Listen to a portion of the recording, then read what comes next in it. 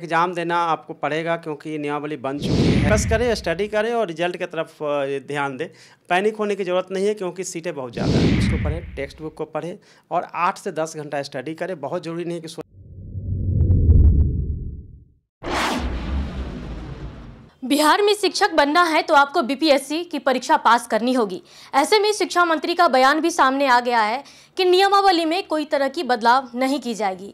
ऐसे में हम आपको एक ऐसे आईएएस ऑफिसर से बात करवाने जा रहे हैं और मिलवाने जा रहे हैं जिन्होंने न सिर्फ पैटर्न को लेकर के स्टूडेंट को गाइड कर रहे हैं बल्कि अपने कंधे पर सैकड़ों स्टूडेंट्स को अफसर बनाने का जिम्मा उठा रखा है। जी, हम बात कर रहे हैं IAS officer doctor Ranjit Kumar Singh से।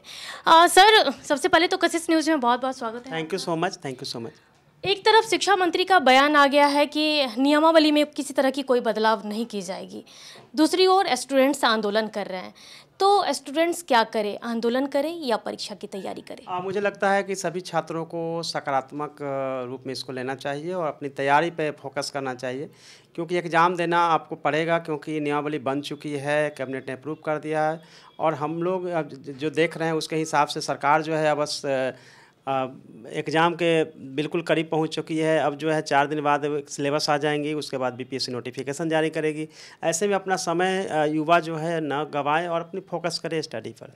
सर, जैसा कि आप बता रहे हैं कि 4 दिनों में पैटर्न भी आ जाएगा, तो ये पैटर्न आपके हिसाब से किस तरह का आएगा क्योंकि स्टूडेंट्स परेशान हो रहे हैं? जैसा आपने देखा था कि बीपीएससी के सचिव ने बताया था कि 1 से लेकर 5 तक तो केवल जीएस पूछा जाएगा, उसके बाद 6 से 8, 9 से 10 और 11 से 12 ये तीनों जो अलग अलग क्लासेज हैं मिडिल स्कूल, हाई स्कूल का और 10+2। जैसा आपने बताया कि 4 दिनों में पैटर्न सामने आ जाएगा, तो किस तरह का पैटर्न आएगा आपके हिसाब से? मुझे लग रहा है कि जो न्यूज़पेपर में खबरें आई थी और बीपीएससी के सचिव ने बताया था उसके मुताबिक क्लास 1 से लेके 5 तक का जो पैटर्न है उसमें केवल जीएस पूछा जाएगा, 6 से 8 में जिसमें कि जीएस प्लस सब्जेक्ट स्पेसिफिक पूछा जाएगा, 9 से 10 में भी जीएस प्लस सब्जेक्ट स्पेसिफिक जैसे होता है उसमें कि सोशल साइंस है तो सोशल साइंस से क्वेश्चन प्लस जीएस और साइंस से अगर है तो जीएस प्लस साइंस। उसी तरीके से 10+2 में अगर जाएंगे तो अलग अलग सब्जेक्ट वाइज होते चला जाता है। इसमें कि आप देखेंगे कि विज्ञान है, कला है, वाणिज्य है, उसमें कंप्यूटर साइंस है, सभी सब्जेक्ट है, सभी सब्जेक्ट से भी क्वेश्चंस तो होंगे, जीएस के भी क्वेश्चन होंगे। यानी 1 से लेकर 12 तक को देखें तो केवल और केवल जीएस तो पढ़ना ही है प्लस सब्जेक्ट स्पेसिफिक पढ़ना है। सर, जैसा कि दशकों पहले भी बीपीएससी के जरिए तो परीक्षा होती थी शिक्षकों की, लेकिन इस बार अभ्यर्थी पैनिक हो रहे हैं। उन स्टूडेंट्स को आप कैसे मोटिवेट करेंगे? देखिए, पहले भी 2006 से पहले बीपीएससी एग्ज़ाम ली थी और उसी के थ्रू जो है टीचर की भर्ती होती थी, उनकी रिक्रूटमेंट होती थी। लेकिन चूंकि इतने सारे गैप के बाद आपने देखा है कि नियोजित शिक्षक हैं जो कि पंचायती राज के त्रिस्तरीय व्यवस्था और नगर विकास के द्वारा जो व्यवस्था है उसके तहत उनका जो है नियोजन होता था। बस नियोजन के बाद अभी क्या हुआ है कि उन्होंने बीएड डीएलएड की तैयारी कर ली, अब उन्होंने सीटेट भी पास किया, स्टेट भी पास किया, उनको लगा कि अब जॉब करने जाना है और बीच में आया कि बीपीएससी से एग्ज़ाम देना है। अब बीपीएससी एग्ज़ाम देना है तो पैनिक होने की ज़रूरत इसलिए नहीं है क्योंकि उनको लगता है कि लाखों की संख्या है, सीट जो हमारे पास है लगभग 1,78,000 के आसपास है, तो उनको पैनिक नहीं होना चाहिए क्योंकि हम लोग जब बीपीएससी में एग्ज़ाम देते हैं या दिलवाते हैं तो उसमें आप देखेंगे कि 400-500 सीट होता है। या मैंने यूपीएससी एग्ज़ाम दिया तो उसमें अगर देखेंगे तो 651 ही सीट टोटल था, जिसमें कि आईएएस का सीट 100 के आसपास होता है, जिसमें लाखों 12-15 लाख लोग एग्ज़ाम देते हैं। तो यहाँ तो इसके हिसाब से सोचना चाहिए कि फोकस करें, स्टडी करें और रिजल्ट की तरफ ध्यान दें। पैनिक होने की ज़रूरत नहीं है क्योंकि सीटें बहुत ज़्यादा है। सर, आप तो स्टूडेंट्स को ऑनलाइन गाइड भी करते हैं, इन स्टूडेंट्स को, इन अभ्यर्थियों को आप कैसे गाइड करेंगे? देखिए, मैं अब अपने सोशल मीडिया प्लेटफॉर्म जो मेरे पास है, या फेसबुक है, यूट्यूब चैनल है, जिस पे भी मैं गाइड तो करता हूँ, साथ में पीडीएफ मटेरियल भी मैंने अभी प्रोवाइड करवाया है। 1 से 5 तक के जो स्टूडेंट हैं, 1 से 5 के जो शिक्षक अभ्यर्थी हैं उनके लिए हमने प्रोवाइड करवाया है हिस्ट्री का, और उसके बाद बाकी जितने भी शिक्षक अभ्यर्थी उनके लिए भी मैंने जीएस के रूप में हिस्ट्री का पीडीएफ अवेलेबल कराया है। आज शाम तक हम साइंस का भी अवेलेबल कराएंगे।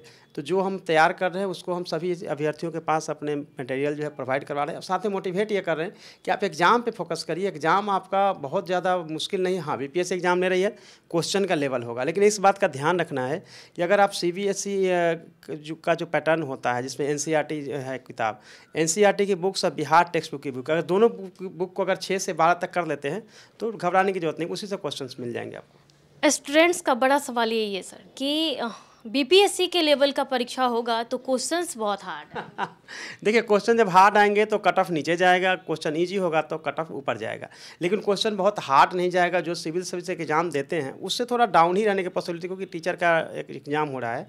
और अगर हार्ड भी होता है तो ऐसा नहीं समझना है कि बहुत हार्ड आने वाली है क्वेश्चन, क्योंकि जब भी बीपीएससी एग्जाम लेती है तो 50 से 60% क्वेश्चन ईजी होते हैं, 50% एटलीस्ट ईजी होता है।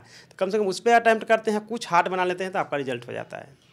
नियोजित शिक्षक को भी परीक्षा देने की बातें सामने और अभ्यर्थी की भी, तो इन दोनों के परीक्षा में फ़र्क क्या होगा सर? देखिए, फ़र्क ये होगा कि जो नियोजित शिक्षक हैं उनके लिए तो लिमिटेड है कि जो नियोजित है उन्हीं को एग्ज़ाम देना है, तो उनको 3 अटैम्प्ट एग्ज़ाम देना है, 3 अटैम्प्ट में से उनका सिलेक्शन होना है।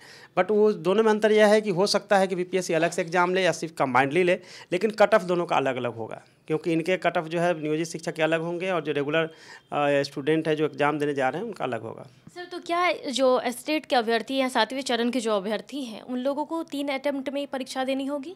नहीं, जो नियोजित हैं उनके लिए 3 अटैम्प्ट है। बाकी के लिए जब भी आगे वैकेंसी आएगी तो लोग एग्ज़ाम दे पाएंगे।